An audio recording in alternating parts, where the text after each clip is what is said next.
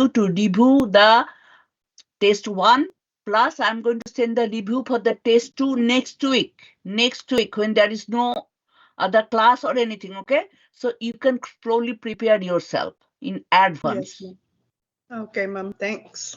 And the following week, there will be probably class for Monday and Tuesday to cover the rest of the course. Maybe Monday we are going to be able to cover. Then you will have Tuesday and Wednesday for your study. And then Thursday, you can do one exam. Or if you want, it is totally up to you. You can dedicate it the Friday for both tests. Sometimes my students do that because they do prepare everything. And as there is a covert from 1 to test 1 and test 2, so they do the first half the test 2 and second half they do the final. So I am giving you the options. Generally the instructor set the exams. Okay, you do Friday or Thursday or something, but I give you the options if somebody has some doctor's appointment, but it has to be that whole class has to be in one day, the exam. Is that clear for everyone? Any confusion, any questions? One by one, every time if I give the answer, is going to class. Okay, I need couple of people. Alexia, Thank you, are you Miss. there? Alexia? Alexia? Yes. Okay, so yesterday you were in class. Yes. I called you, asked your colleagues so many times. I didn't get any answer. I can see a video only your wall. If that is that, you are going to be absent, Alexia. Okay. I need to see you in active participation whenever I ask any question or anything. I need to maybe you can move a little bit here and there, but I see everyone is here and I see their face or hand or okay. So because I told you several times that couple of people, they watch the video. They watch the video from downtown, from our campus, and they watch that whether students are on video or not. And when I am asking you, not only one time, I call your name several times, and I didn't hear any response from you. And that is applicable for everyone. Until even somebody is going to the doctor's appointment, in the car they are driving, they are on the video. They are just answering me. They may not participate in the class written activities or something, but they are answering me, they are informing me. So if without any notice or without letting, if you do that every day, anyone do that, then I am going to be in trouble for giving you presents. I am going to be in trouble for giving, and I think I didn't do anything wrong with you guys to get any trouble for that.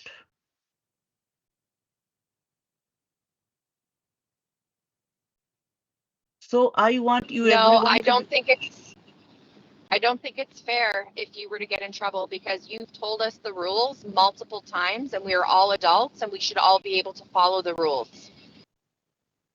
Yeah, that's what I'm telling is because first they're going to ask me the question, what is that? I have to tell the truth because they are watching the video. It's not like I am on the class. They are watching the video, and then I will be trouble. Why you are supporting this student or this or that, like that? It's not the supporting, but sometimes, when I am in the another screen, it is not possible for me to always. When I ask the question, then I saw your name there. Then when I asked you the question, then I didn't see you several times. Then I see only your roof. In the video, I can see only your roof. So this is for everyone I'm telling you. Please help me, help yourself. Because if somebody is on probation or something, they may withdraw you from the course. And after almost you are half of the course. And we all are trying our best so that you guys can get good marks and be successful. So try to be a little bit extra. I know everybody has a lot of commitments, but when you take the course, this is going to be my commitment. I have to do that. Okay? Yes, ma'am. Okay, Same thing please. with us. Commitment also from us. Yeah. And let's work on it together. Yeah, please. Yeah. I feel so hard and bad to tell these things every day to everyone. Be on video, be on video, be on this, be on this. I cannot see you, I cannot hear you. I feel bad. It's not the grade 3, 4, 5, 6 students, right? You are all adults and you all have some respected position. Yes, that's right. I love you all, but at the same time, I respect you all also. Thank you, Mom. Feeling is mutual. Yeah. We respect you and we Please. have high recommendations for you. No, We love you too. I love you. That's why Yeah. I don't like you guys. That's why I tell you so that you guys doesn't go. Because I know the emails comes to me. They come. They ask me. Sometimes in the back they call me. Did the students did that? This student on the video? This student that? They check on me. Even they check because whether I know about the students also. It's not like that I am blank. I'm not doing it in my job properly. Okay. So what about the Santiago? Luis, are you still sleeping? I hear your voice. Oh, Miss, I am so sorry. I thought I had my camera on. I'm sorry. It's okay. It's okay. No, that's why I knock everyone. It happens sometimes. Maybe like sometimes my microphone is off. I'm talking to you guys. Then you guys say, "Ma'am, we cannot hear you." That happens. That I understand. Luis is still sick. You guys are young, are getting so much sick. Okay. So yeah, I know. I saw. That's why I feel you are sick. Christiana has a big red pillow, so that I can sleep on that.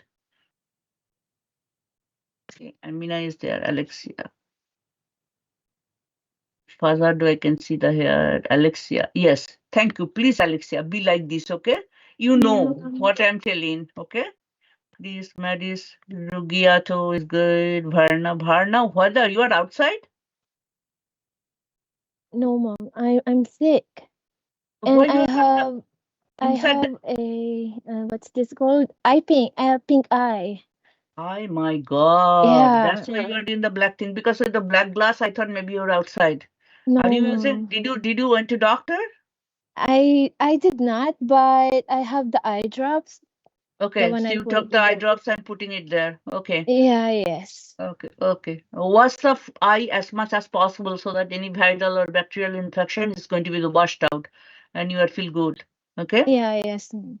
Even sometimes at home, at the back home, you used to do, you have the eye drop, but in between, make a little bit light salt water and wash it because little bit high salt water break the virus or bacteria wall. Yeah, that's what I did this morning. I used the warm water with salt to No. clean it. In I never give warm water. No. Oh. Cool down the water. Never warm water in the eye. But the salt water little bit higher than the physiological range, right? So if you Yeah. little higher, so then what is going to be get? You guys understand? Yesterday we did the hypertonic, hypotonic. So whenever it's going to go like that, it's going to attack the bacteria. If you give the hypertonic, so they are going to clean the bacteria. Bacteria is going to all water is going to go inside the bacteria and they are going to blast like the balloon.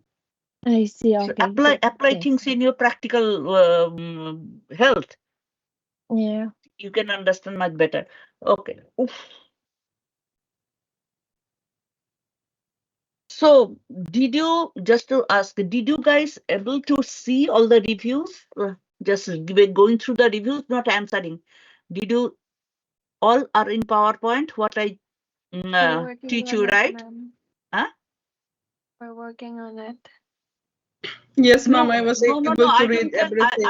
I don't mind that you didn't able to answer everything. But right now when I'm going to teach, don't work on that. Okay, so you have time.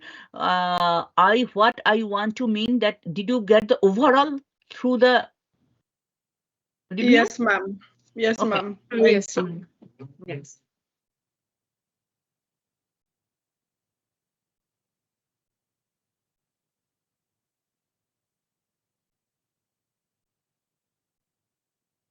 I don't get you, Luis. What you tell? You get I'm 15 sorry. over 15, I'm Louis. sorry. What you get? I didn't understand. What Luis you said? Repeat it, Luis. Luis? I didn't understand. Where he is? He told me something and he vanished. Somehow. Anyway, probably when everybody is there, we can do the marking. And what happened the question? Kara, how is your test yesterday? Good? It was okay. The technician's not allowed to tell you anything. No, that's Um, true. That's the rule. Confidentiality. Yeah. So I have to go for a stress test on the 18th. Oh. Yeah, Oh, I hate that stress test. I know. I don't want to be on I a hate treadmill. that stress test. My goodness. And you are on you are in Holter monitoring too? I think that's going to happen after, because the way the palpitations happen, it's like a certain time of day and then they last for the rest of the day. So usually when I go and see the doctor, they're not happening. Ah. Yeah. So I have to So wear they want to monitors. monitor for they want to monitor for 24 hours or 1 week. I'm not sure if it's going to be Holter or Loop. Okay. But he'll, I guess, decide after the stress test or whatever. Yeah. Okay. Hope everything will become all right. Okay, no problem. Okay, let us do the what is called the sign to the dashboard.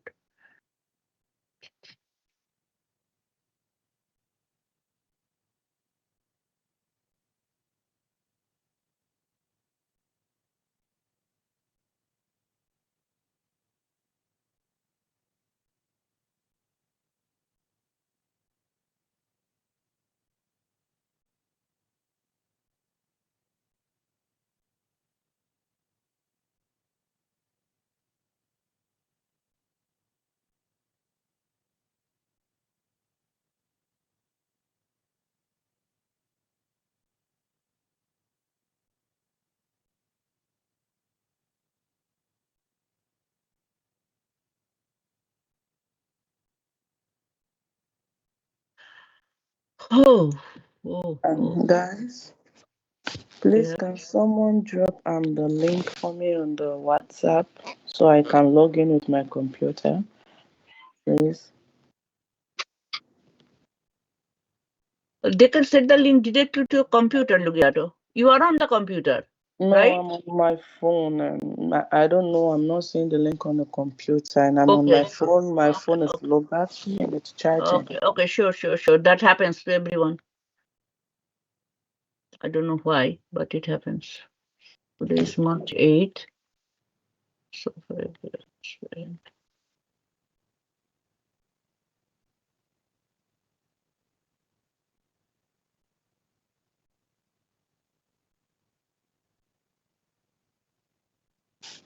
Did anybody send the link to Rugiata already? But you are on the computer. How you cannot log in? You are in the computer, dear. On my phone. Look at the computer. There's nothing. I'm not seeing anything. Ah, this is on the phone. Okay, we are seeing on the phone. And the phone is so warm, the temperature, because it's charging as well. I can't hold it.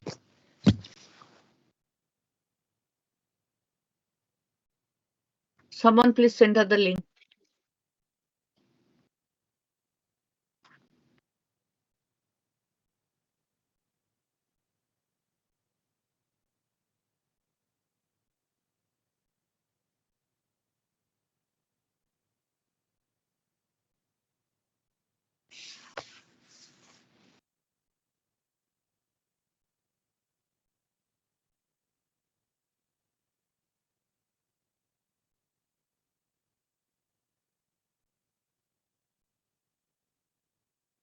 Okay.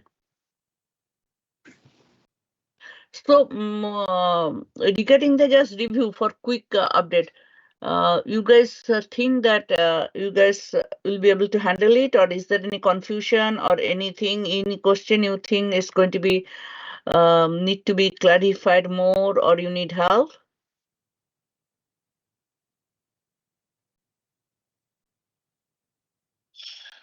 I'm okay. Okay, good. Everybody is like that. Luis is okay too, because Luis, it looks like Luis has done it already. So maybe I have to do it. Okay, so reference. Okay.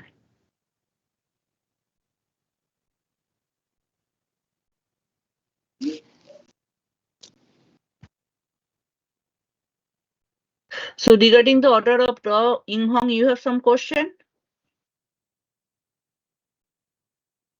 Ying Hong? Yes, ma'am. Well, I'm I here. was hearing when you use another phone that you have some question. You become able to handle the order of draw? And I'm okay. I can study on my own. And then if I have question, I ask for your help. Thank you. Thank you, ma'am. I Okay. don't want to waste time, so much time at class, as we have lots of chapter, you know. Yeah. No, So, no, yeah. that's fine. This is part of the class also. If you guys have any hard, ununderstandable things, need to clarify so that you can answer the questions. Because if you ask me in Monday morning or Saturday or Sunday, it's going to be hard. So that's why I send you the review so that you can go over it. If you have any question that you didn't understand, so I can help you to find the answer. So if you guys are okay, it's absolutely fine. Okay, thank you. Thank you, ma'am. And that is not for Ying Hong because you raised the question. For everyone, I am asking the same question. If there is any problem, so we can just go through it. Okay, so let us go to then class today. Miss, I had a question. Yes. Just about like the format. Will it all be multiple choice, or are we going to have some Multiple choice. matching? Multiple choice. Okay, so we won't have any matching like in the practice activities. That I don't know. It comes to. I told you, matching activities can always comes. Okay. That is also under the multiple choice questions because that's I told you, right? I can give you the review from taking the test 4 or 5 times, whatever the questions I get, but they have a lot of questions in the question bank. So, and each student doesn't get the same question or the same arrangement, same number. So what is under review? The questions will be almost 90%. If you can understand and you can get it, you can study it properly, point blank, and you can remember it, you can get 90%. But Okay, thank you. But depends upon how is the memory and you got time to do and the practice like this one. Okay, so let us go to the next chapter. Unit 6 and 7, and we have the rest of the unit 8 and 9. We'll see how many are there. If we can complete it today, we are going to complete it. And if you guys think that you are going to do one unit Monday, and today you like to do some review practice, I am going to be okay to everything. But let us first do this one so that I can understand. Share my screen first. Share now. So basically, today, this also you learned before when we did the heart and vascular system. This is mainly how the hemostasis and coagulation from the day one, as Christiana told, I am telling you difference, remember, between homeostasis and hemostasis. Hem means blood, homeo means balance. Hemostasis and coagulation means how the blood clot form, how if there is an injury in the vessel, how it's become treated, forming the clots. That is the main study when you are doing in hemostasis and coagulation. There are different factors and other things, so we do that one. So then we are going to now go to the next one. Wait a minute, the next one. So we are going to go to the PowerPoint now. And this is again, this is under your chapter 12, where's the book between pages 359 to 375. And there are a lot of questions and answers there, apart from my review for your midterm, for your finals, everything, and for your MLPAO. So what is hemostasis means? Hem means blood. The mechanism, stop bleeding from a blood vessel. That is the hemostasis. Coagulation and hemostasis is two different words. Here I am telling you, hemostasis means stoppage of bleeding. coagulation in the next step. Though is a cascade to completely bleeding stops and so that there will be no bleeding. But hemostasis is first is that leads to the stoppage of bleeding from a blood vessel. That is the hemostasis. There will be the question different options, but hemostasis again leads to the stop of bleeding is the hemostasis from an injured vessel or injured tissue where the blood is just start coming out. The stop of bleeding is the hemostasis. Hemostasis is a complex process. It's a very complex process. It keeps circulating blood in a fluid state while at the same time preventing blood loss through the clot formation. What that means? Blood is circulating, right? Whole blood cannot clot. Then the whole blood is only, it's a unique mechanism. Only the area, the side, there is an injury. On that side, only blood is start clotting from the or stop it to clot to stop the bleeding. Other part, the same blood is flowing from the vessels. Only the injured part is getting clot formation. If there is any injury of vessel and the blood started clotting, it may clot the whole blood. Once it started, it may clot the whole blood. But the mechanism is so unique, so high-tech inside our physiological body that only at the injured side it forms the clot. So that from there will be no leaking, bleeding stop, and blood can simultaneously flow through the vessel. So balance between hemorrhage, that means bleeding, and thrombosis means clotting.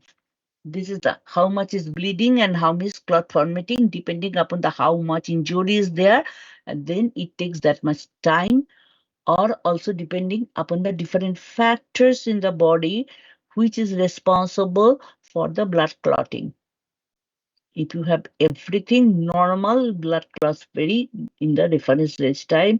If you miss some factors, or you have some extra factors, so then the clotting time differs. Interaction of blood vessels, platelets, and coagulation enzyme activation. So there are blood vessels. From the blood vessel is injured. So from that injury that gives you the signal, then we have the platelets which is floating in the blood. This platelet comes and the different other factors from the platelets and from the plasma, they comes together and through different chain of reaction, that is the cascade, one by one, they from the coagulation enzyme activation or the coagulation cascade activation. There are primary, secondary, and fibrinolytic processes occur to help achieve normal hemostatic balance. That we are going to learn what is the primary, what is the secondary, and fibrinolytic process. So intact blood vessels maintains hemostasis by intact blood vessel when there is no injury, preventing thrombosis and activation of the cascade, inhibiting platelet aggregation. So inside the blood vessel, when there is an intact blood vessel, body has the defense mechanism which prevents any thrombosis. But sometimes some internal bleeding happen. That's why you got the stroke, sometimes deep brain thrombosis. That is some disease condition or body normal physiology is hampered. But till when they started having some clot, body has their own mechanism to inhibit. Here they inhibit platelet aggregation, because if the platelets comes and aggregate, if there is a high platelet count, there will be chances of more clotting. If there is a very low platelet count, there is a chances of bleeding. Even something is not going to stop. So that is the homeostasis. not the hemostasis, homeostasis, to maintain the balance. So inside, and also we have the anticoagulant inside our body, that is only the heparin, right? Which is secreted by which cell? Heparin?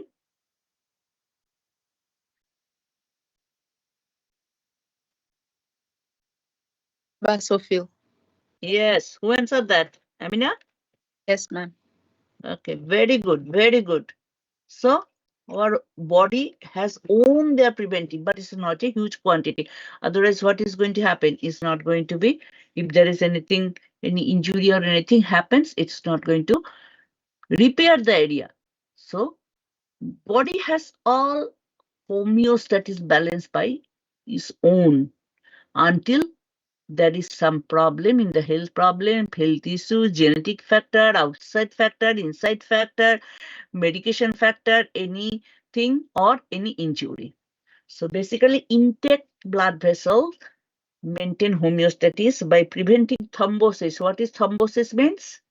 Thrombus is the clot in one area, that is the thrombus.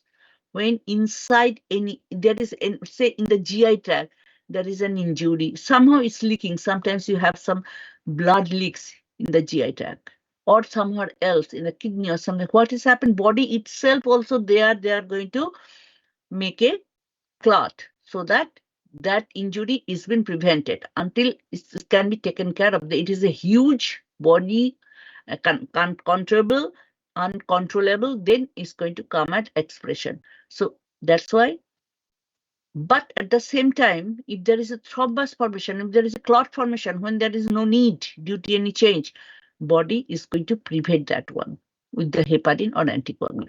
So they prevent thrombosis and activation of the cascade. What is the difference between thrombus and embolus?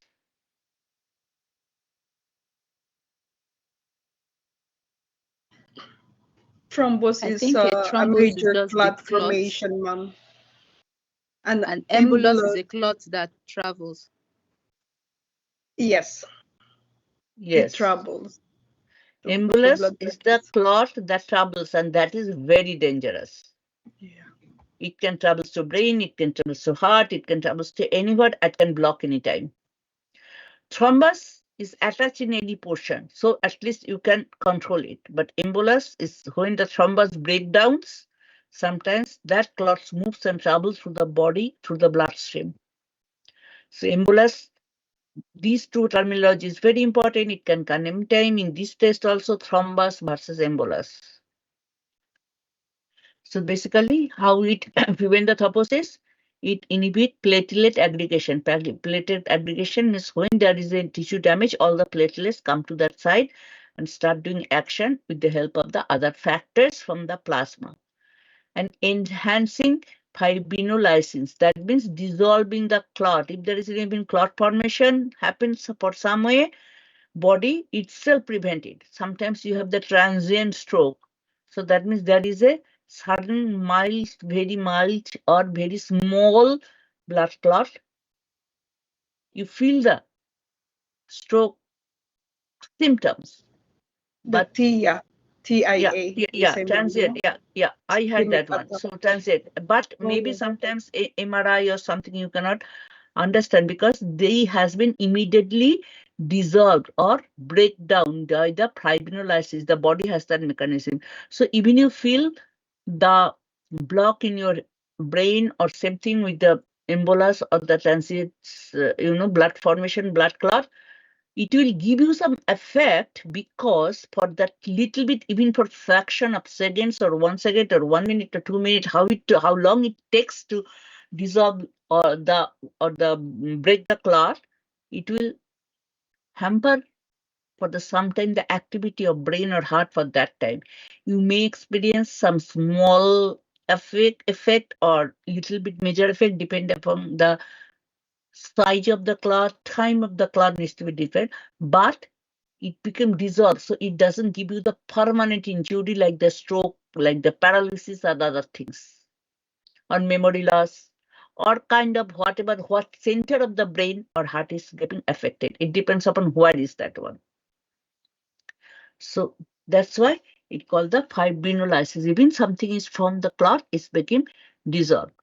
So what are the platelets are the cells? Since whenever we are starting to learn, we know they are the cells which has no nucleus, which is generated from the megakaryocyte, and these platelets are the main player in the coagulation process. So this is called the surveillance cell because that maintains the blood vessel integrity and first line of defense when there is a blood vessel is breached, means break or injured. What happens? Platelets first trigger the primary hemostasis. There will be 3 stages of hemostasis. We have the primary hemostasis when exposed to subendothelial membrane inflammatory proteins at the site of the vessel injury. Subendothelial means where you can get the blood. Whenever there is a cut, blood, so platelets immediately, oh, there is a cut. Like there is pizza in the staff lounge. Go, go, go. We have to eat. You can smell, you can understand. So when there is a cut, immediately platelet can understand, feel it. How it does that? From the chemical reaction, from the chemical smelling. It's called the chemotaxis. When there is an injured in the tissue or vessel, there is some chemical released, and immediately platelets comes. Okay, there is an injury. Chal, let us be fair fighter, like the fighter against the injury. So they will go and they will come there and they will start their action by aggregating. So this is called the platelet triggers the primary hemostasis. Questions comes. Who starts the primary hemostasis? Platelet triggers the primary hemostasis when exposed to any blood vessel injury, which should go. It doesn't come to your question subendothelial, but it's when the tissue injury where there is a blood vessel injury. When there is a blood vessel injury, only that will come. If it is only tissue injury, may not the platelet come. That is may cause your wound and this and that. But when there is the injury in the blood vessels, platelet only come at that time. Okay. And we have the inflammatory proteins at the side of the vessel injury. They are in the plasma. They are metabolically active cells that basically initiate and control hemostasis. Also, they are the controller. They initiate when the whole process is going on. At the same time, they are regulator. They initiate and they watch and they complete the process. That means they are controlling. So, role of platelets. Platelets has 3. First is platelet 3 stages: platelet addition, platelet aggregation, and platelet activation. So let us know what is that. So what is primary hemostasis? Blood vessels and platelets work together to form a temporary platelet plaque. Temporary. Immediately you can see temporary. You can see that something is going on and you can see the black things. Blood is getting clotted. That is called the plaque. So what is that? Blood vessels and platelets. The broken blood vessels and platelets, they work together to form a temporary platelet plaque. What we are seeing as a clot, that is the plaque. What is the secondary hemostasis? Now, they form the plaque, but they have to stop the bleeding also. They cover the wound, right? But they have to stop the bleeding, which is still occurring. So what is the secondary hemostasis?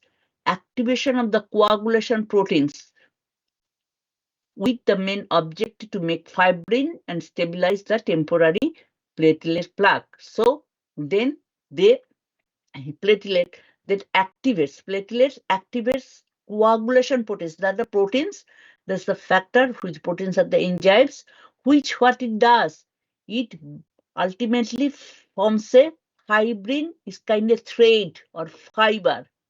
So now plaque is formed. Under the plaque or inside the plaque, these fibrin are fibers. They make a mesh kind of thing, APSH, not MESS, mesh kind of things, so that it like you have the 2x2 cotton, so they form like that. When you gauze, sorry, not cotton, gauze. When you cover some area gauze, you can see the mesh.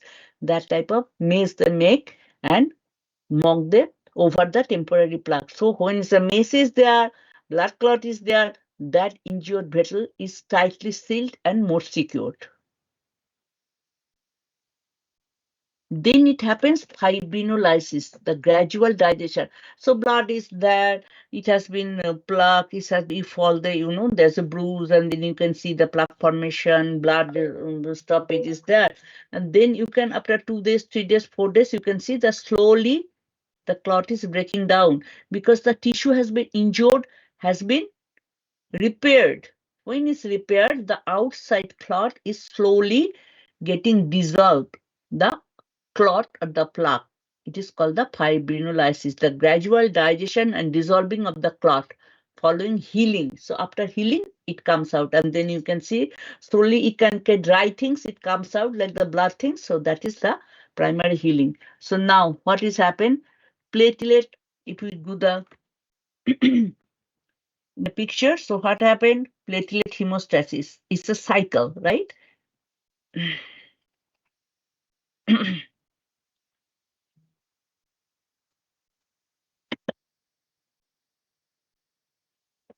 Sorry.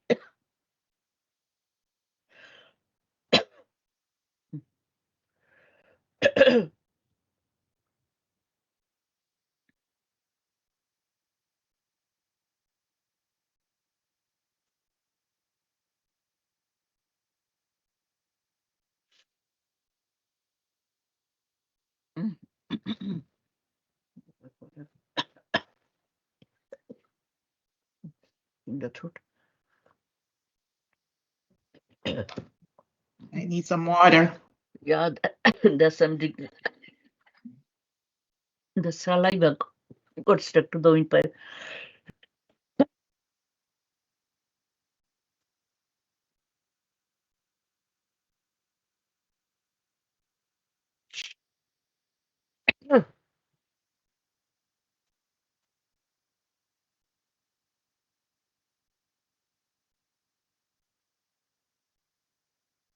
Sorry.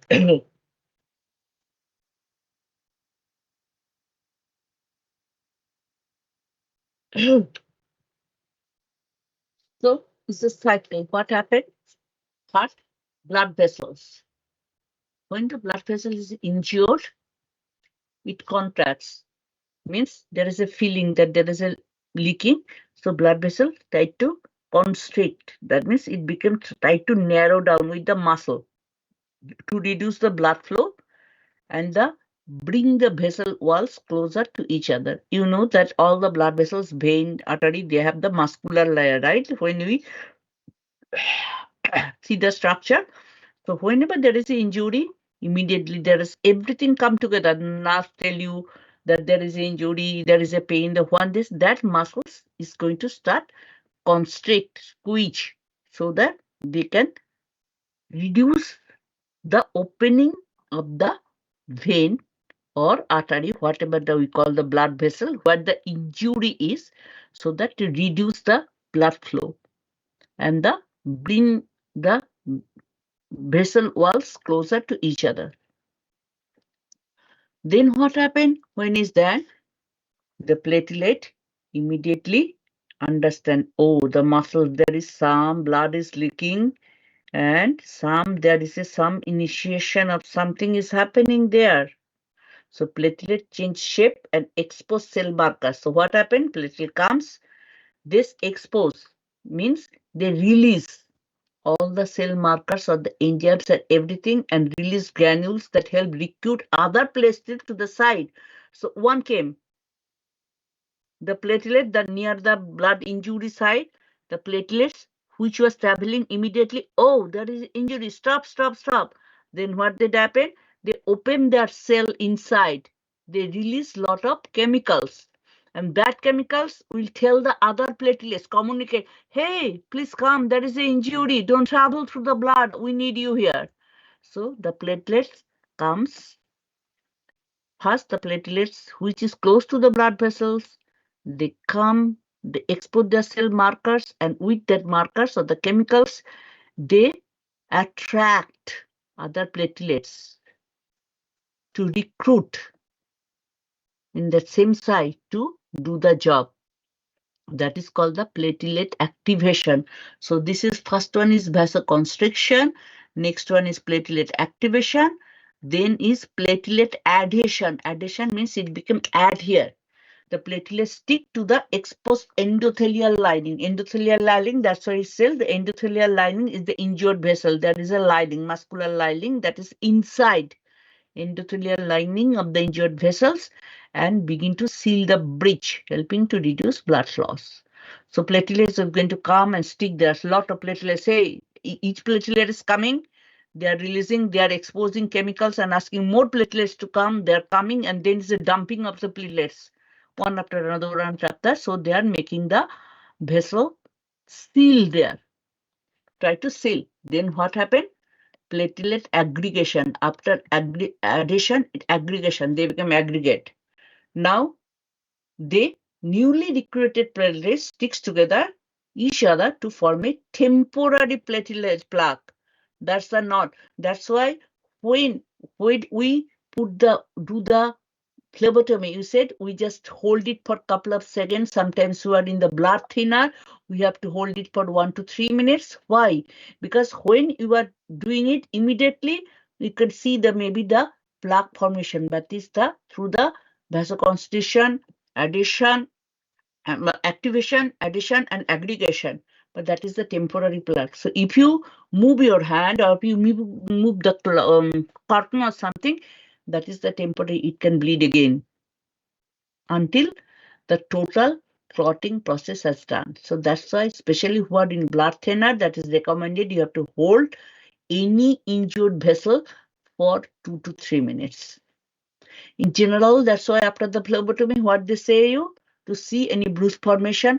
What is the bruise formation? Because to make sure that there is no injury and there is not that much blood injured the vessel. There will be clot formation inside, but it's not that major, to make sure that there is no more bleeding.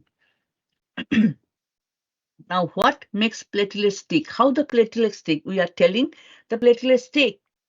What are the factor? We are told that one platelet comes, it exposes its internal everything to the outside. They open their door and release all the chemicals which attracts the other platelets. So what is that? What is the name of that?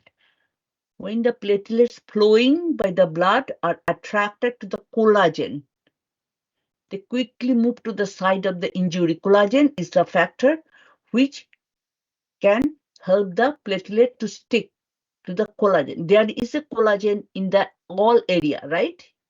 So what happened? Platelets quickly move to the site of the injury, and in order for the platelets to stick to the collagen, they need a glue. There is a collagen in the subendothelial tissue of the blood vessel. There is a collagen. Platelets come, but they need to stick to the collagen. How they are going to sticking? They need something, otherwise they are floating in the blood. So how they are going to stick there? They need a glue to stick with the collagen. What is the glue? The name of the glue is von Willebrand factor, WVWF. This is very important to remember. You are going to see so many questions on that. This is the factor which is released from the platelet and help the platelet to stick to the collagen to form a temporary plaque. Is called the VWF factor. If anybody through the genetical missing or there is a less production of VWF factor, they can get the hemophilia. The blood is going to be hemolyzed and cannot be repaired. So that is the common cause of the hemophilia that we are going to learn later. So the main chemical or the factor or the protein which is helping the platelet to glue or stick to the surface of the blood vessel injury is VWF, von Willebrand factor. A deficiency of VWF or defective VWF cause clotting disease or the disorders. Now, secondary hemostasis. Now, there is a coagulation pathway. It is very complicated. what is very important, I'm going to focus it, but not everyone. There are, let me see how many there how serum versus plasma coagulation cascade.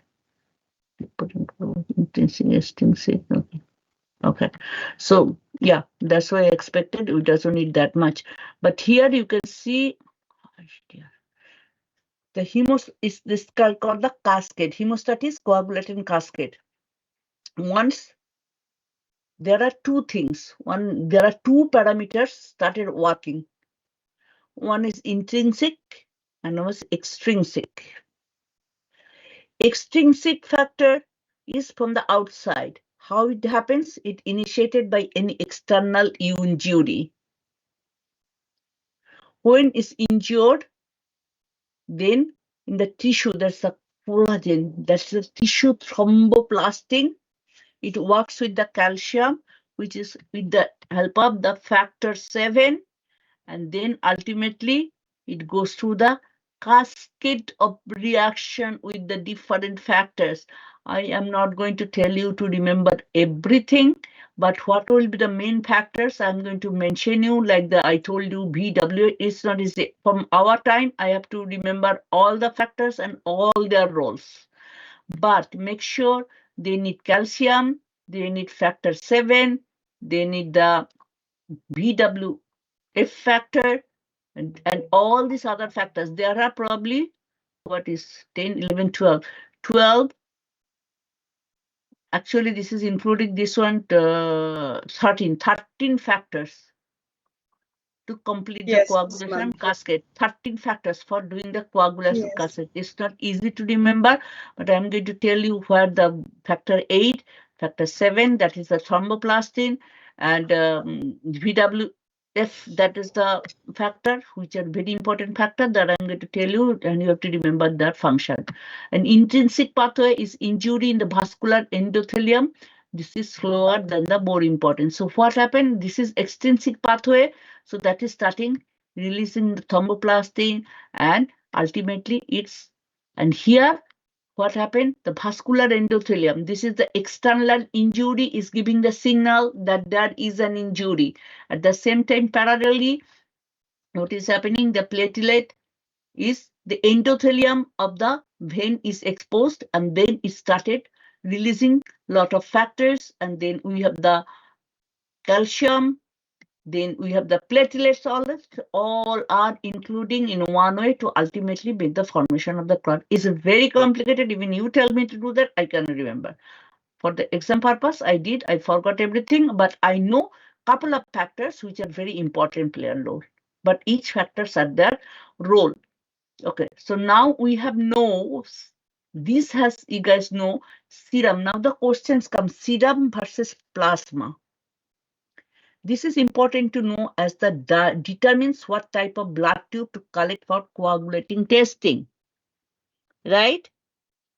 What type of blood color tube we use for coagulation testing?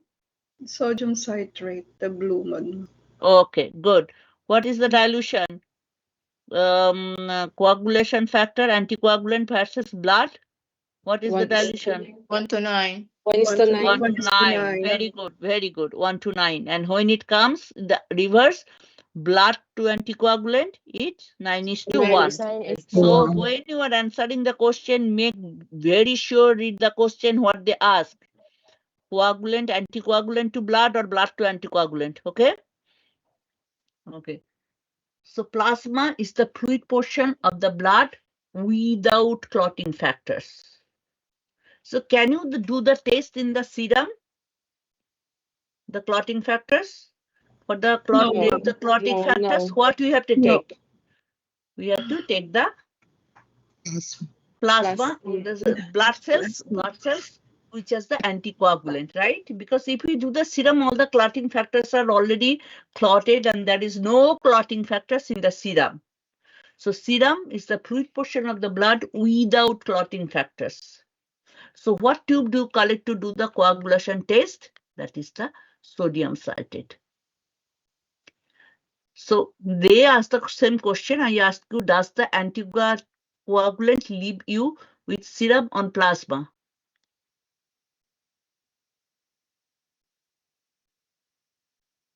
sodium citrate blood is going to give you serum or plasma?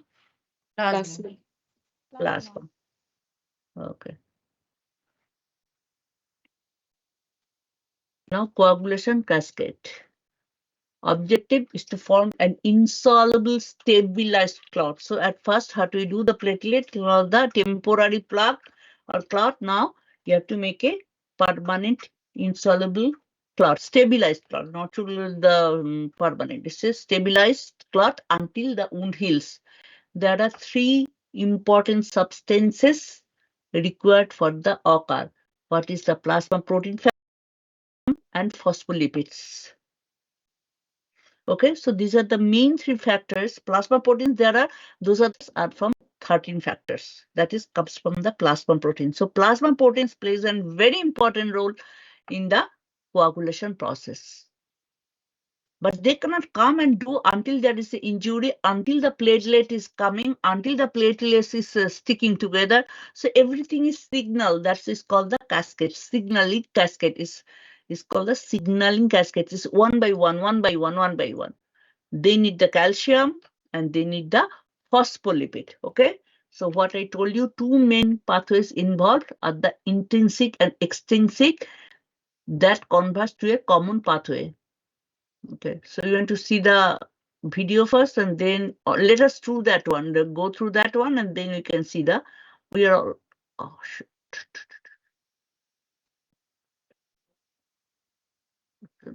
Before the coagulating testing, we can watch the video, just let us complete this part. So then important coagulation pathways, as we told, intrinsic and extrinsic and common. Intrinsic, contact of internal factors, injury to the blood vessels, so negatively charged. It's a collagen. Intrinsic means when it's acting with the collagen, with the surface platelet is coming, they are sitting there, they are release the different factors. Extrinsic is activated by external factors due to blood vessel breach and exposure to collagen tissue damage. So intrinsic factors, injury to the blood vessel, and extrinsic is tissue damage. Okay, so when it reaches the blood vessel, then the platelets and other things start coming.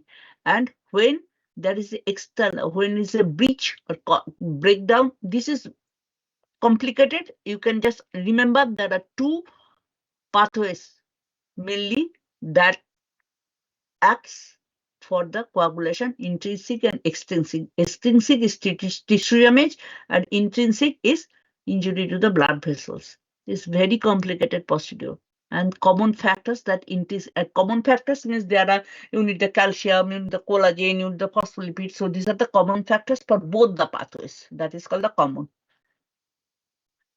What is fibrinolysis? What we already told you, the stable clot was made, tissue has been injured, tissue has been healed up. So then that clot, that wound cannot stay like this. It should come out, right? So that body has also made their things so that can come out and ultimately you can get fully recovered and your skin or any injury looks like the same as you were before. So fibrinogen, what is happened? That they transfer, break down from the fibrin, ultimately there are so many. This is the D dimer. You can see we test the D dimer. So D dimer is an indicator of there is any clot formation inside the body, because when there is a clot formation, if there is a D dimer is high, that means you are constantly getting the bleeding. And when it's bleeding inside the body, instead of forming a stable clot, it is releasing it's getting the fibrinolysis inside the body. Outside is different. So fibrinolysis, D dimer here. And here we have the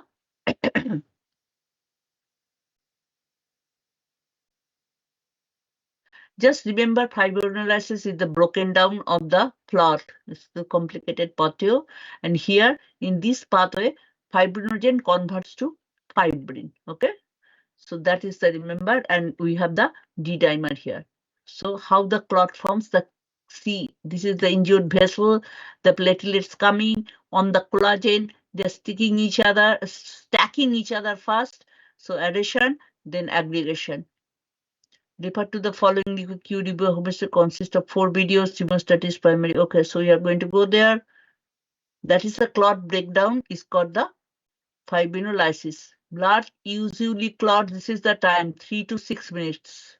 That's why we tell them to hold the pressure for 3 minutes, minimum 3 minutes. Generally, very quickly it clots, but who are in warfarin theory or the blood thinner, we tell them to hold the pressure for a little bit longer. Clot remains as endothelium regenerates. The clot is broken down after tissue repair. Okay, so routine coagulation testing. Before that, let us watch this video. This one, primary hemostasis. Okay. This one.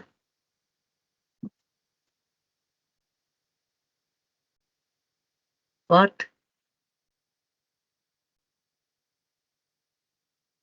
Ah. What I should do? Just accept, mom. All Accept, cookies. miss. Yeah. Okay.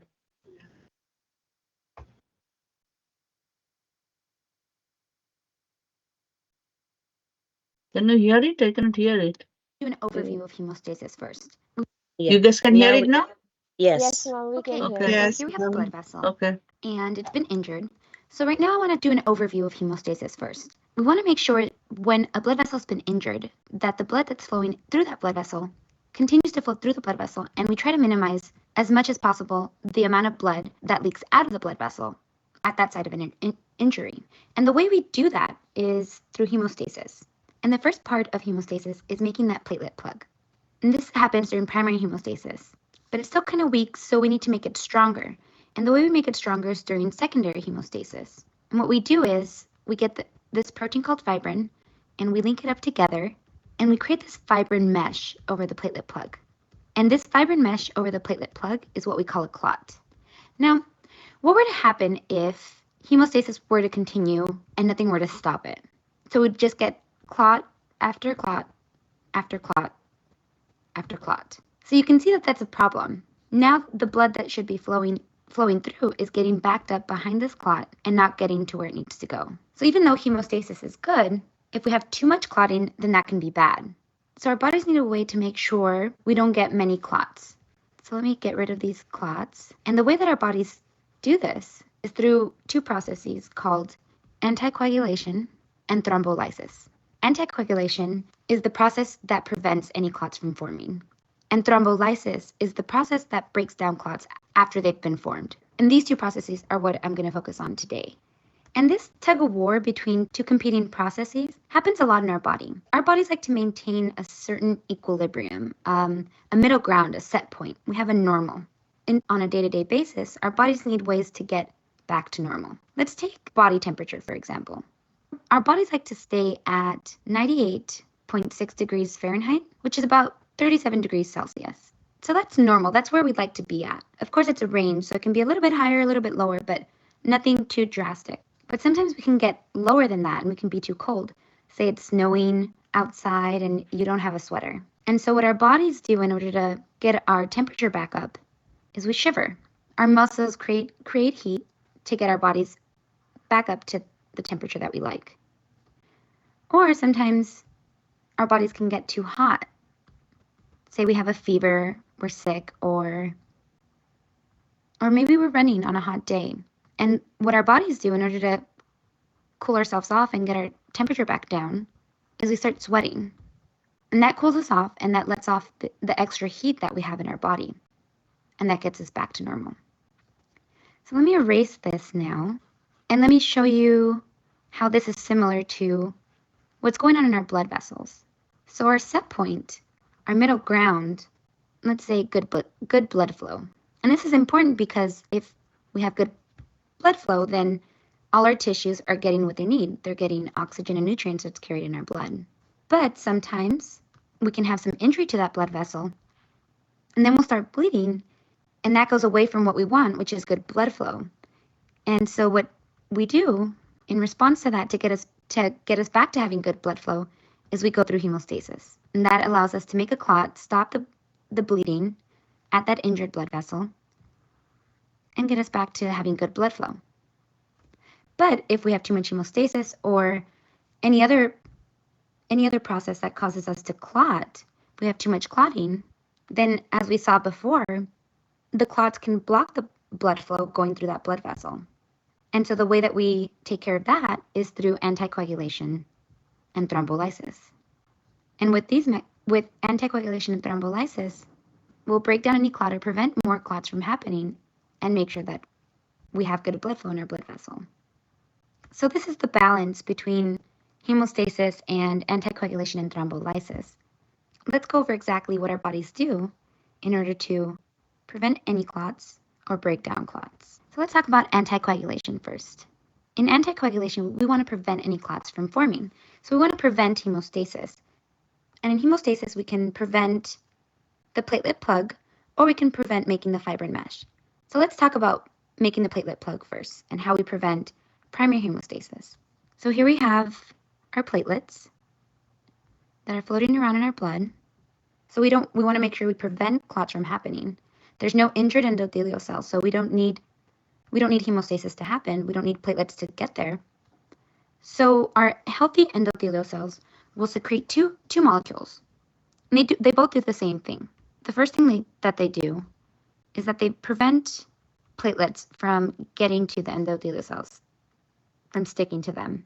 So they kind of block the platelets from getting close. And the other thing that they do is they act on the smooth muscle cells of the blood vessel, and they cause vasodilation. And that's important because we want to make sure that our blood vessels stay open and blood is able to flow through smoothly. These two molecules are called, one of them is called prostacyclin, and this is a peptide, and the other one is a chemical called nitric oxide. So now let's talk about secondary hemostasis and how we prevent that. In secondary hemostasis, let me scroll over, we make the fibrin mesh to make that platelet plug stronger, which again, in this case, we don't need because there's no injury, and so we don't need to make a clot. And the way we make that fibrin mesh is we activate the coagulation cascade. So here we have our clotting factors, the family of proteins, and ultimately when we activate the coagulation cascade, what we'll end up with is getting thrombin. And the fibrin linking up on top of the platelet plug is what creates that fibrin mesh and makes the platelet plug stronger.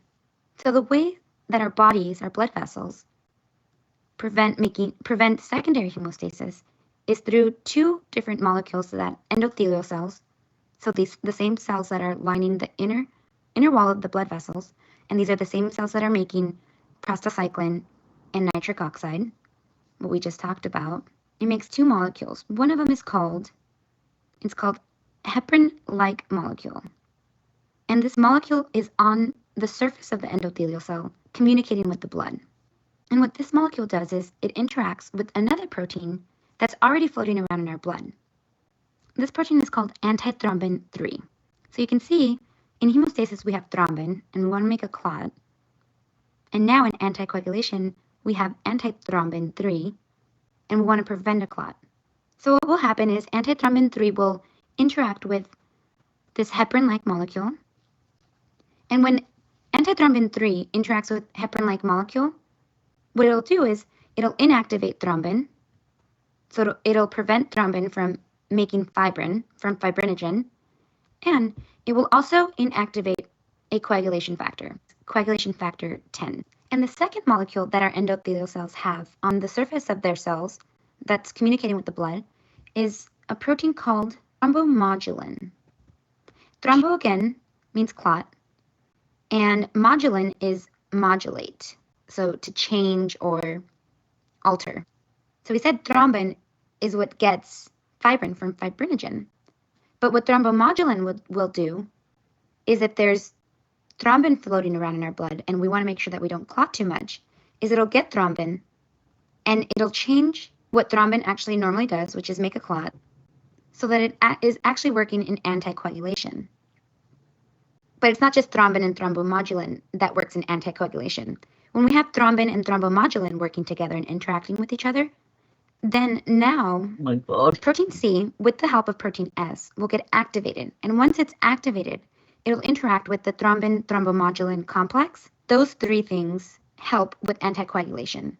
The way that it helps with anticoagulation is that it inactivates two specific coagulation factors, coagulation factor 5, and it inhibits coagulation factor 8. So now that we covered anticoagulation, let's talk a little bit more now about thrombolysis.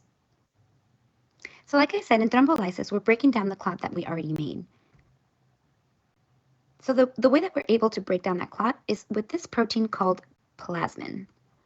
I like to think of it as like a little shark floating around, waiting to break down this clot. So I'm going to draw it like this, like a little saw.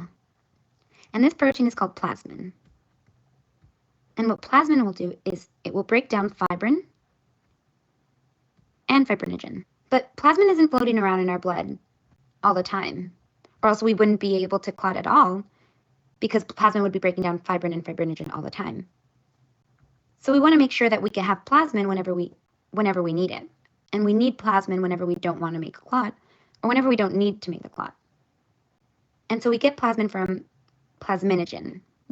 And just like fibrinogen, plasminogen is made with just an extra piece of protein. And the way we get plasmin from plasminogen is through our healthy endothelial cells again. Our endothelial cells will release and secrete plasminogen activator.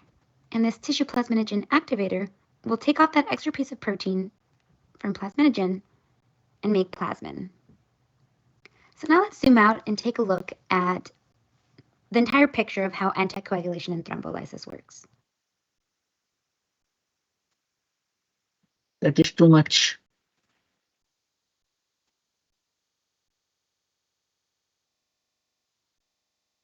Oh, what happened?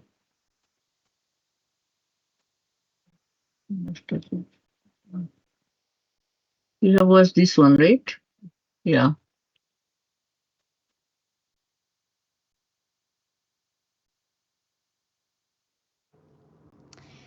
I'm going to begin with an overview of hemostasis first. I'm drawing an endothelial cell, and the purpose of hemostasis is to stop any bleeding right away when there's injury to the endothelial cell. The way we do this is first we make a platelet plug, and this is the goal of primary hemostasis. And then in order to make that stronger, what we do is we link fibrin together on top of that platelet plug and make a mesh. And this is what makes the platelet plugs stronger. And this is what we accomplish. This is what we do in secondary hemostasis. And when we have primary and secondary working together and we form this mesh with the platelet plug, this is called a clot. Right now, I'm just going to focus on primary hemostasis. I'm going to put the endothelial cell up to the right and to the side so that we remember that we're focusing on the platelet plug. I'm going to bring in another endothelial cell that we'll work with, and I'm going to cause some damage, cause some injury, and see what we do, what our bodies do in order to stop that bleeding. The first step in primary hemostasis is vasoconstriction. What we want to do is clamp down. The smooth muscle cells in the blood vessel want to clamp down and make the hole that blood is flowing through smaller. So I'm drawing it right now, and you can see that the hole that the blood can flow through is smaller. And this is going to decrease the amount of blood that we lose. The way I like to think about it is, say we're on a bridge and we're driving, and all of a sudden half the bridge on one side collapses. In order to stop any cars from falling off or limiting the amount of damage, the police come right away and they slow down traffic, and they also probably cut down lanes. So they go from 4 to 2 in order to make sure that the cars don't fall off. So that's what the blood vessels are doing. We do vasoconstriction in two ways. One is just a nerve reflex. It's like a knee-jerk reaction. We have some injury, and then all of a sudden our nerves tell our smooth muscle cells to contract. A second way we do it is by this blue molecule called endothelin. And it's secreted from the endothelial cells and acts on the smooth muscle cells in the blood vessel and causes vasoconstriction. It causes the smooth muscle cells to contract. But in order to know how endothelin does this, we need to talk about healthy endothelial cells and what healthy blood vessels do. So normally, on a healthy blood vessel, we're secreting all three molecules. The green molecules are nitric oxide and prostacyclin. And these are vasodilators. And endothelin, like I mentioned, is a vasoconstrictor. And they kind of play a tug of war with each other. The endothelial cells are always secreting these substances, but vasodilation always tends to win out in healthy cells, healthy blood vessels. And that makes sense because we want to make sure that blood is flowing through. But what happens during an injury to our blood vessels is that we lose the amount of nitric oxide and prostacyclin that we make. So endothelin wins over because there's no more nitric oxide and prostacyclin. So we're going to get vasoconstriction. And now, after vasoconstriction, we get platelet adhesion, meaning we need the platelets to stick to the site of injury. We need the platelets to get there. In order to understand how the platelets do that, let's talk a little bit more about the platelets. I'm going to draw a platelet, and normally they're not square, and normally they're not that big, but I just want to make sure that we get a good picture of what's going on. So platelets are normally flowing around in our blood with red blood cells, and they carry around these two granules, they're called. I like to think of them as sacks, or sort of like backpacks on a camping trip. You carry around a lot of things in your backpack on that camping trip, and you may not use any of it, but you carry it around just in case you might need it. That's how these granules work in these platelets. I want to talk about two receptors also. The platelets have more receptors, but there are two key ones that are important for primary hemostasis. The blue and the purple receptors that I'm drawing, they're both glycoproteins, but that's such a long name. So I'm just going to refer to them as their second part of their name. And I'm also going to write everything that we're talking about on the side, sort of like a scorecard. That way we keep track of all the molecules and receptors that are important for primary hemostasis. So the blue receptor is glycoprotein 1b, and the purple receptor is glycoprotein 2b3a. We'll just refer to them as 1b, 2b, 3a. Oh, sorry, not b, it's 2b, 3a. Now, in order for platelets to find the site of injury, we have to talk about normal platelets first and their interaction with endothelial cells. Normally, platelets don't adhere or stick to endothelial cells, and this has to do with nitric oxide and prostacyclin, the two substances that we had already mentioned that are secreted by healthy endothelial cells. And what they do, in addition to causing vasodilation to the smooth muscle cells, is they kind of block the platelets from sticking to the endothelial cells. Like we mentioned, when there's injury to the endothelial cell, then there's less nitric oxide and less prostacyclin that will block platelets from getting closer to the endothelial cell. So now that there's less nitric oxide and prostacyclin, platelets are going to get closer to the site of injury because there's nothing blocking it from going there. In addition to that, we also have this glue, this molecule that provides the link to the site of injury and to the platelet. This glue is called von Willebrand factor. I wish there was a better way to remember that. It's a long name, and we'll just refer to it as VWF. And this VWF is normally floating around in our blood, but it also gets secreted from endothelial cells at the site of injury specifically. And when von Willebrand factor comes into contact with the site of injury, it binds to subendothelial collagen. Collagen is a substance that provides structure to the blood vessels, and it normally doesn't have contact to blood or to platelets. So at this injury, von Willebrand factor binds tightly to the collagen. And on the other side, it binds to the GP1B receptor on the platelets. So the platelet is ready to bind von Willebrand factor when there's a site of injury. So now that it binds, once it's bound, then the platelet actually gets activated. And that's when we begin the next step, activation and degranulation. So when the platelet gets activated, it changes shape. So I'm erasing the platelet now so that I can change the shape of it. And it also does many other things. One of them is the GP2B3A receptor is in a conformation that is normally inactive. So it's not able to bind properly. And so after activation, it changes shape so that it's able to bind. And then the sacs, the granules that I mentioned that are inside the platelets, now they become of use. And that's when degranulation happens. These sacs, these granules, get released into the blood. One of them is called the alpha granule. And in the alpha granule, we have two substances that we already know about.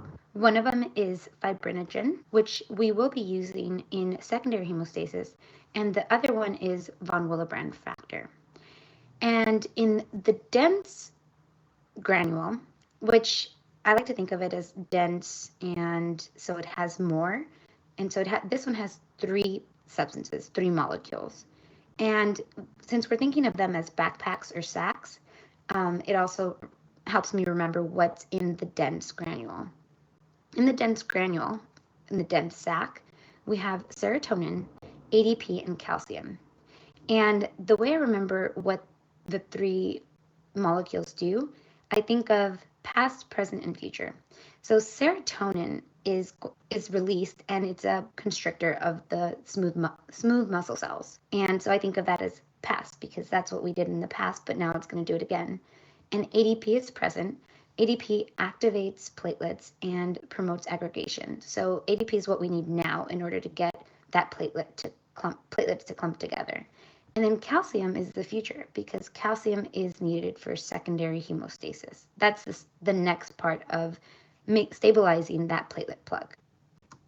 The third thing that an activated platelet does is secrete thromboxane A2. Thromboxane A2 is actually the exact opposite of prostacyclin, and it's made by the same enzyme. And thromboxane also plays a tug of war with prostacyclin. It acts on smooth muscle cells to cause vasoconstriction, and it also causes more platelets to activate and helps with aggregation. And so the final step, platelet aggregation, is mediated primarily through GP2B3A. And it's not until an activated platelet actually causes the 2B3A receptor to change to a shape that allows it to bind fibrinogen. Because 2B3A on the platelet binds fibrinogen, and it's through fibrinogen binding many 2B3A receptors from many platelets that creates the clumping and the platelet plug that we get at the end of primary hemostasis. I think this is too much. Let me see the other one. This is too much, dear. You guys can see it later. So this is, let me go back. Secondary primary hemostasis.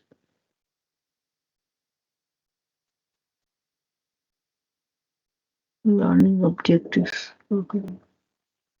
This is the thing we are watching. Okay. This is going to be better. At the site of vessel injury, the first platelets arrive to start sealing the wound. Simultaneously, the coagulation cascade with its various coagulation factors is activated. This involves two pathways, the extrinsic and the intrinsic pathway. Extrinsic activation begins with now exposed molecules of the vessel wall, such as tissue factor, which forms a complex with factor 7. Finally leading to the activation of factor 10. This factor 10A is the point at which the extrinsic and the intrinsic pathways of the coagulation cascade meet. The intrinsic pathway consists of various coagulation factors activating each other in a chain reaction. At its end, a complex with an additional cofactor is formed. This complex now activates factor 10. Since the two pathways merge at the level of factor 10A, this factor has a pivotal role in the coagulation cascade. Further down the cascade, factor 10A in combination with 5A activates thrombin and induces the so-called thrombin burst. One molecule of factor 10A can catalyze the formation of 1,000 molecules of thrombin. These large amounts of thrombin cause the further activation of platelets and the enhanced formation of fibrin. Fibrin then forms strands, making up the mesh that stabilizes the platelet plug in an arterial clot and holds together the red blood cells in a venous clot. It can be concluded that the central role of factor 10A in the coagulation cascade makes it a viable target for therapeutic intervention in pathologically altered blood coagulation.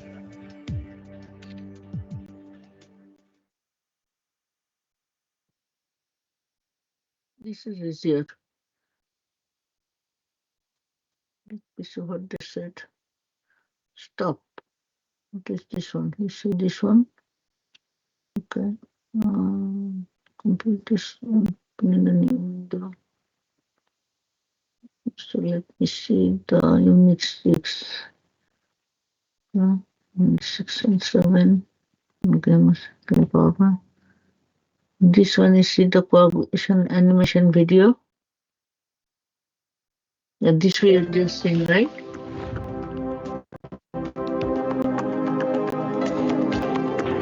At the site of vessel injury, the first platelets arrive to start sealing the wound. That one. Simultaneously, the coagulation cascade with its various coagulation factors is activated. This involves two pathways. Let's see this one. Yeah. Another one. Our topic today is platelet plug formation. Hemostasis, or the cessation of bleeding, is critical for survival.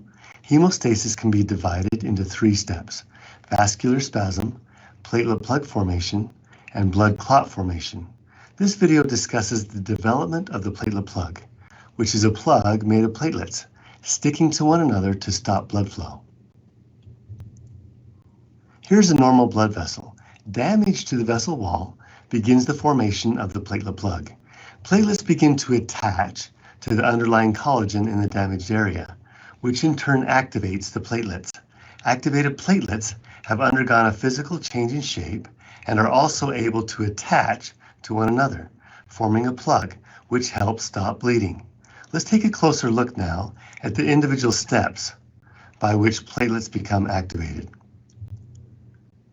As mentioned, platelet plug formation begins when a blood vessel suffers damage. A protein known as von Willebrand factor, abbreviated VWF, is secreted by endothelial cells and binds to exposed collagen in the vessel wall. Circulating platelets have VWF receptors, also known as GP1B receptors. VWF forms a bridge to connect the platelets to the collagen. When the platelets bind to the VWF, the platelets become activated and change shape to increase their surface area. Activation of the platelets also causes the platelets to express active fibrinogen receptors, also called GP2B3A receptors. The anchored activated platelets begin to secrete a variety of chemical compounds from granules called alpha and dense granules. Alpha granules release additional von Willebrand factor, which assists with further platelet adherence and activation. Alpha granules also release platelet-derived growth factor, abbreviated PDGF, which facilitates long-term wound healing after tissue damage. Dense granules release adenosine diphosphate, abbreviated ADP. Additionally, thromboxane, abbreviated TXA2, is made inside the platelet using several enzymes, including cyclooxygenase and thromboxane synthase, and is released from the platelet cytoplasm. ADP and thromboxane bind to their respective receptors, P2Y12 and TP receptors, on additional circulating platelets. This binding causes additional platelets to become activated. Circulating fibrinogen produced by the liver binds to the fibrinogen receptors on platelets. The bound fibrinogen allows platelets to adhere to one another. Fibrinogen serves as a linking molecule between the platelets that express fibrinogen receptors. This makes platelets stick to one another. Platelets sticking together form a plug that spans across the opening in a damaged vessel to stop blood flow. This is called platelet aggregation. Platelets are rich in the proteins actin and myosin. These proteins allow for contraction and the formation of a more compact platelet plug, which is important in the healing process. Pause the video now to review the summary of platelet plug formation. Now for some questions to test your understanding. Pause the video and think of your answers. If you answered the following, you are correct.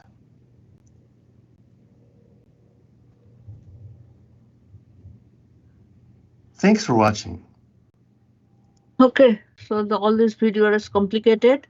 So you guys don't want to watch more or what? Let's go for a break, Mom.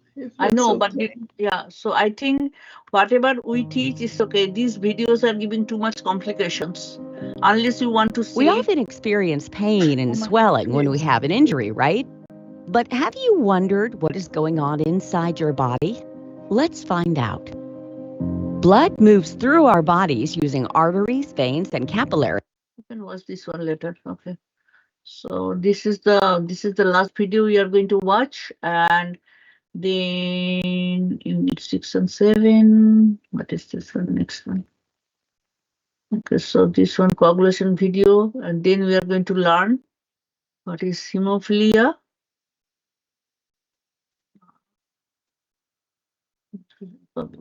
That is the same thing. Coagulation. Hemostasis and coagulation is the same thing. Then we are going to have the hemophilia, right? This one we are seeing. This one, what is hemophilia? That is also the video. So what is hemophilia? Okay. Hemophilia is a bleeding. So then we have 2 more videos to see, and then you guys are ready to go for that today.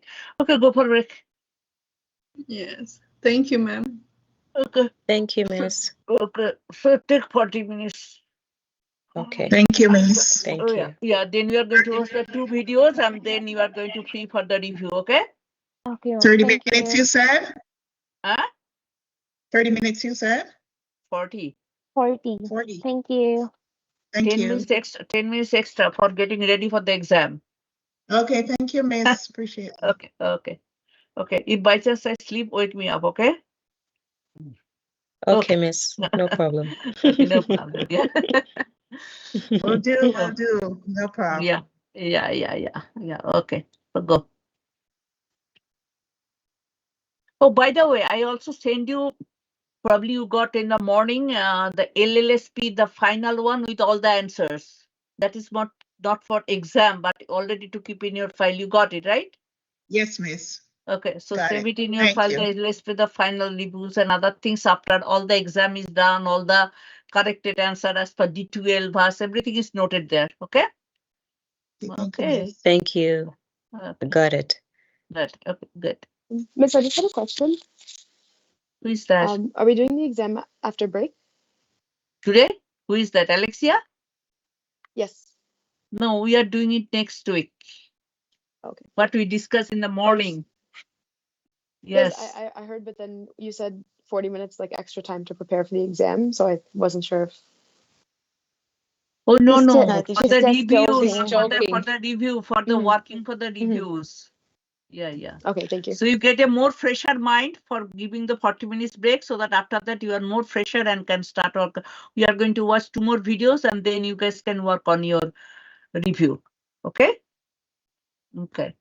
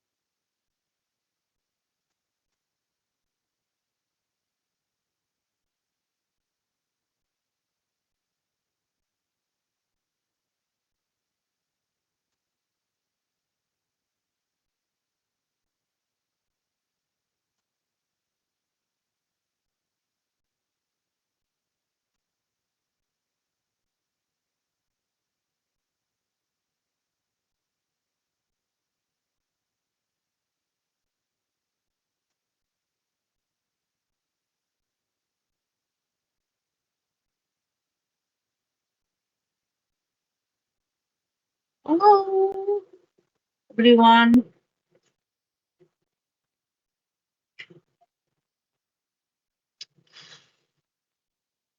Everyone is back. Good. I'm back. Santiago, I am feeling so tired.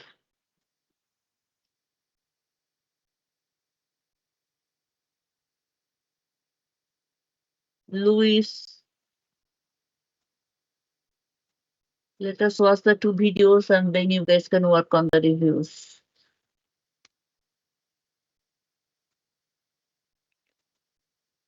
Let's see. Good. Hong is going to come. Somebody is missing. Somebody left. Who is that? No, not you. I said only 19 people. There should be 20 total. Somebody is not here. So, Clara, Yusra, Huda, Sabana, Joanna, Rukia, Cho, Tishiana, Chris, Maris, Janada. I think Kara is not here. Kara probably is doing some test. That's why. Okay. Yes, ma'am. She has something on the chat. Yeah. I didn't say that her. She's probably doing some test. That's why she's off from the video. They will ask her of the phone. Yeah. So should we ready? We can watch the video and then you guys can do your reviews. Yes, Okay, so- ma'am. Yes, We are ma'am. ready. Please, thank you. Yes, ma'am. Yes. Where we are. What is hemophilia and the clotting factors? So this one, did we see this one on? Also known as blood vessels. When we have a bleed, blood vessels are damaged and our body tries to fix itself. Sticky pieces of cells called platelets gather to patch the injury, but that is not enough. So a multi-step process called the clotting cascade begins. The clotting cascade has 3 different pathways: the extrinsic, the intrinsic, and common pathways. This all may sound very scientific, but understanding a bit about them can help you know what happens when you have a bleed.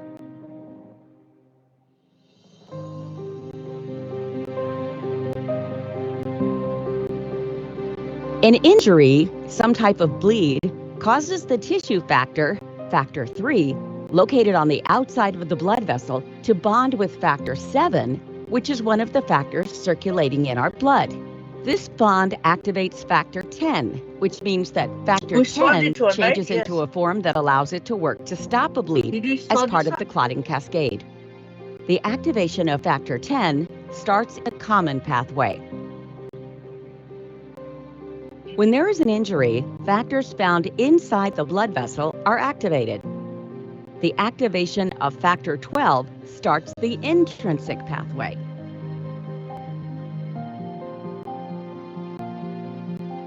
Factor 11 activates factor 9. Von Willebrand factor stabilizes factor 8 as it moves toward factor 9.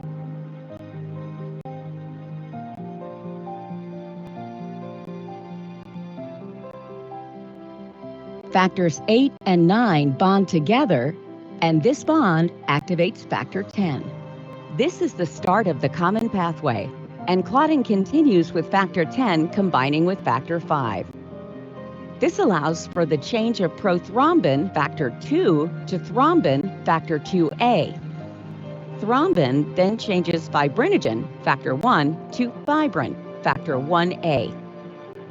Fibrin combines with factor 13, which makes the platelet plug stronger so that the blood clot is secure. A lot goes on behind the scenes of the clotting cascade. If you have a bleeding disorder, that means that something is off with one of the many factors that help the blood clot. This makes it take longer for the blood to clot.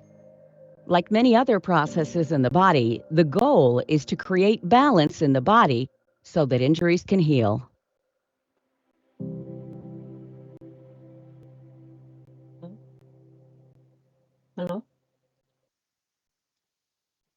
Hello? Disorder, a problem with a person's blood that makes them bleed longer than a person without hemophilia. No one can catch hemophilia.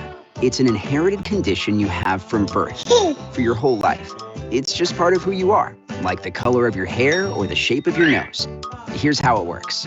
Your blood travels through your body in tubes called arteries, veins, and capillaries.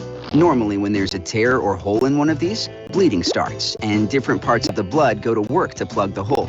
Blood cells called platelets gather at the opening, and other blood parts called clotting factors help.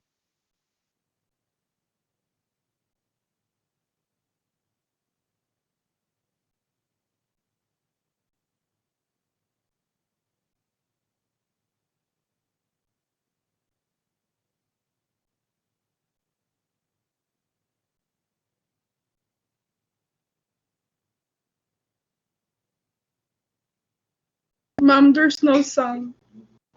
Oh. How come?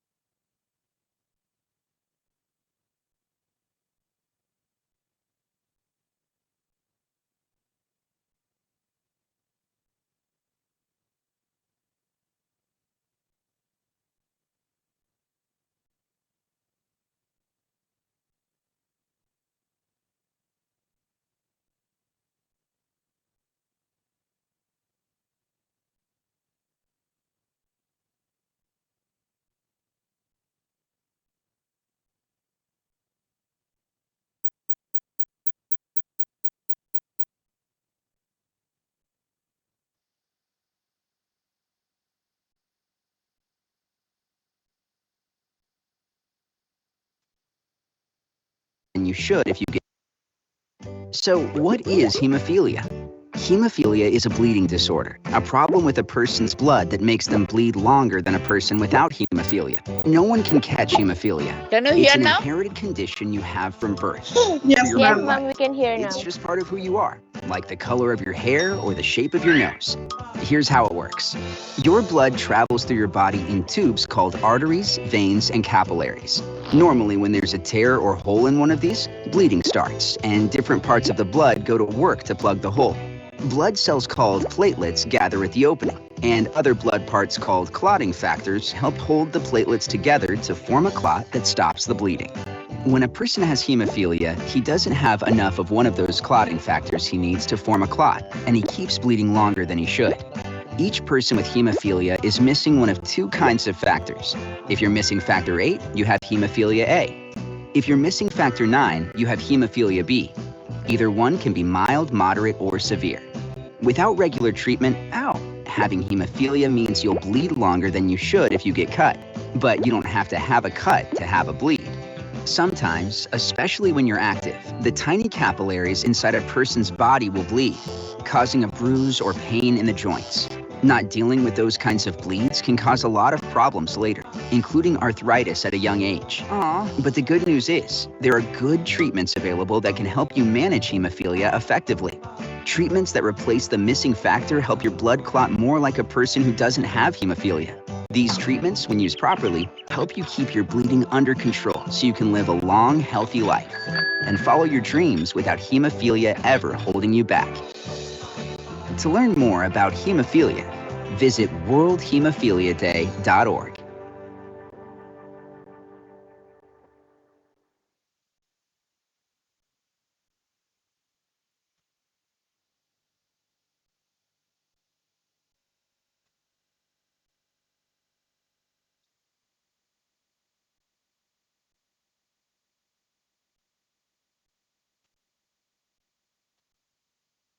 We had gone through this one.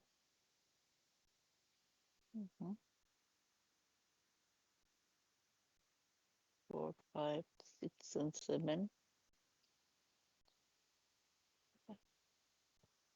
So you want to go to the next module today, or you want to go it on Monday? This is only one is left, so you can go on next following Monday. This one.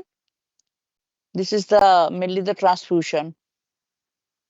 You already learn it. We already gone through the blood grouping and this and that. There will be a little bit more details about that. How many slides are there? Let's see. 58.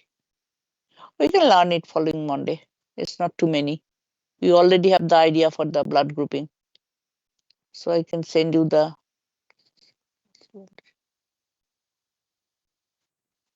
Okay, what do you guys think? Yes, miss. That will give us Yes, enough time ma'am. to study. Yeah, that is not too much. So that is not coming Monday. So next Tuesday is okay. I talked to Bhera and next Tuesday I'm booking the exam for you guys. Okay. Thank you, Okay, miss. ma'am. Thank Thank you. Okay. Okay. So So yeah. Okay. we Now stay you can on. go. We stay You on and study, or yeah, you stay on your study review and other things. You can do that one. Okay. And I'm going to work for some other reviews to for the your second review. You guys can work on your review 1. You will work. Go ahead now for the review 2. Okay. okay. Okay. So we stay online, Yes. miss, or we. You stay on up to 1 in the team and do your study. Use the Okay, good. time to for All the right. study for the review. Yes, ma'am. Okay. Okay. Yes. Yes, Thank ma'am. Okay. you. Thank you. Thank you. Okay. Okay. Okay.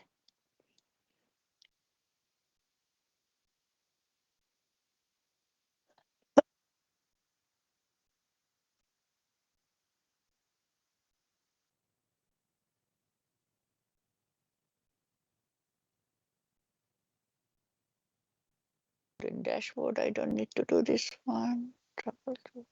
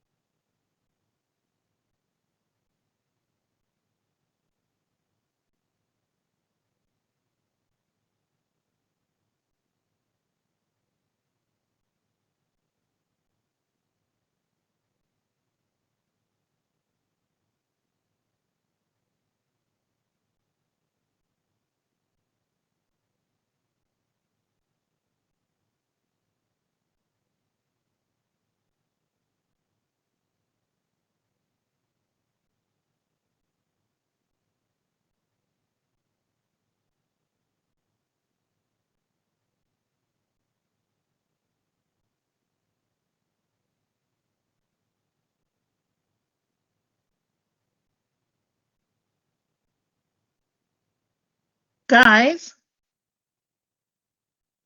you guys know when is March break or no? next Yeah, week. Oh, next week. next week, Coming week. Yes. 11 to 15. Yes. Yeah. So Uh, so big people don't get March break. Right. No, we don't. We need one though. right to Brenton. Wait, miss, Yeah. so are we only coming in on Tuesday for the test? Or are we coming on Monday as well, or? Every day we're coming next week. Yes. Santiago, you doesn't have many March break. Oh, okay, sorry. It's our Okay. laboratory day next week. Yeah, next week, not day, week, laboratory week.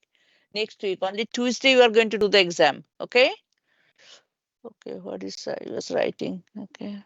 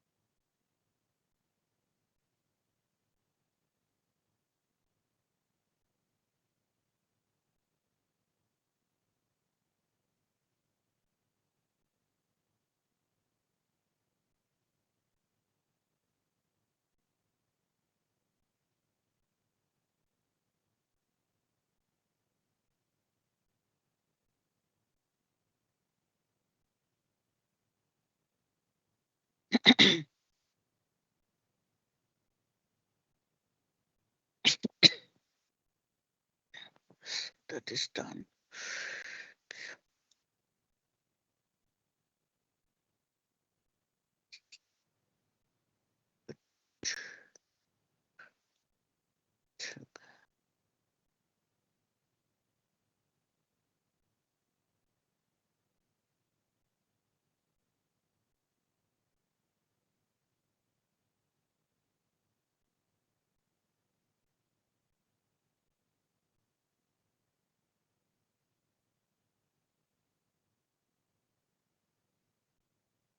One, eight, content,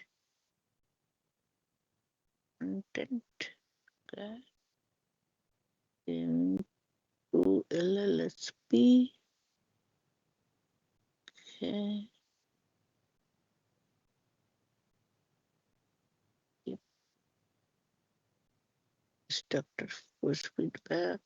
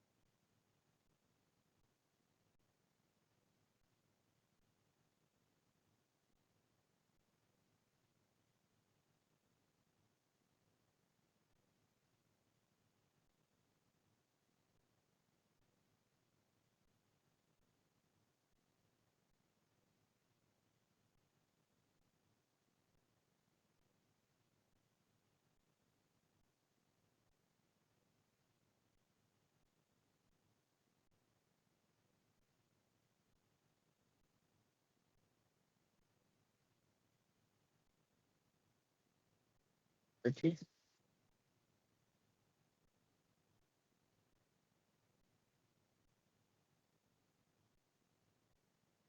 Next, triple units. Okay, hematology.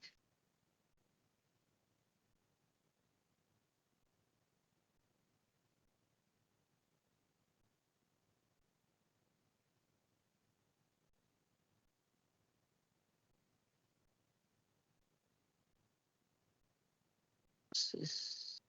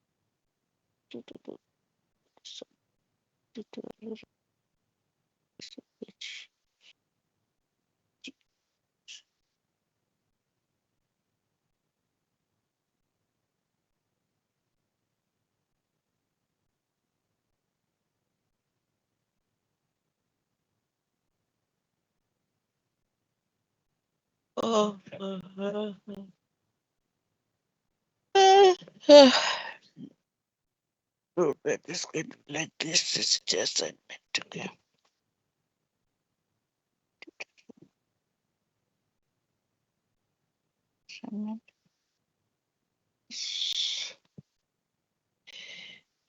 Seven, delete.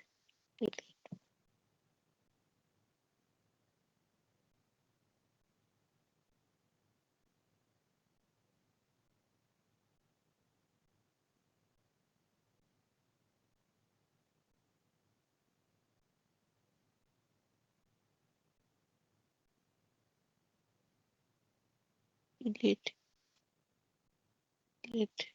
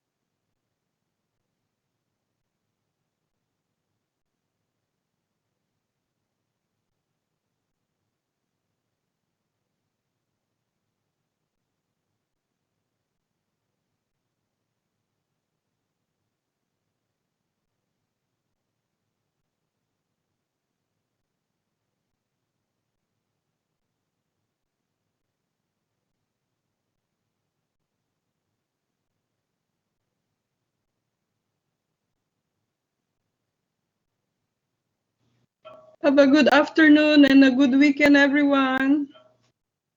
Bye. You too. Thanks, Evelyn. Take care.